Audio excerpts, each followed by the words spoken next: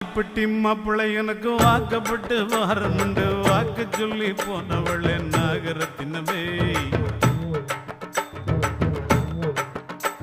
எவ்வாடி பட்டி மாப்பிள்ளை எனக்கு வாக்கப்பட்டு வாரமுண்டு வாக்கு சொல்லி போனவளே நாகரத்தினமே இப்போ வாச கதவை சாத்திரிய நாகரத்தினமே என்னைய மோசம் பண்ண பாக்குறிய நாகரத்தினமே இப்போ வாச கதவை